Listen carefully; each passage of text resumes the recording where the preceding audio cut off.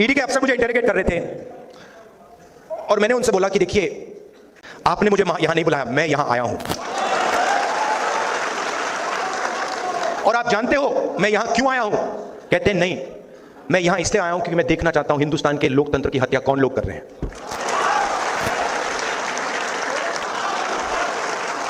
हिंदुस्तान में बहुत सारी ऐसी मूवमेंट्स हुई, मगर 3000 साल में सबसे सक्सेसफुल मूवमेंट यह है।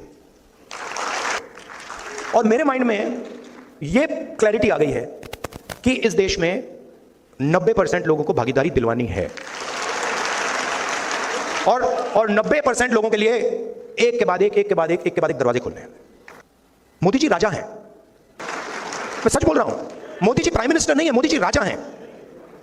उनको कुछ लेना देना नहीं, कैबिनेट से कुछ लेना देना नहीं, पार्लियामेंट से कुछ लेना देना नहीं, कॉन्स्टिट्यूशन से कुछ लेना देना नहीं। 21वीं सदी के वो राजा हैं। भैया अनपढ़ राजा भी काम चला लेता। बहुत सारे अनपढ़ राजा हुए हैं हिंदुस्तान में जिनमें अहंकार नहीं है, जिनमें अहंकार नहीं था, वो काम चला लेंगे। जो जनता की बात सुन लेते थे। ये दूसरे टाइप के हैं, ये किसी की नहीं सुनते। और इनके सारे के सारे नेता कह रहे हैं, खुल के कह रहे हैं कि हम रिजर्वेशन को खत्म कर देंगे।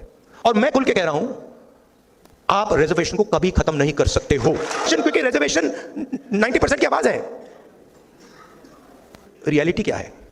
रियलिटी यह है, मैं भारत जोड़ो यात्रा में यह बात समझ गया कि मैं जनता की आवाज हूं, जनता का दर्द हूं, जनता का दुख हूं, और कुछ नहीं है। कि सोशल रियलिटी है, उसको देश के सामने रखना है। सच्चाई यह है कि कांग्रेस पार्टी को भी आने वाले समय में अपनी राजनीति को बदलना होगा।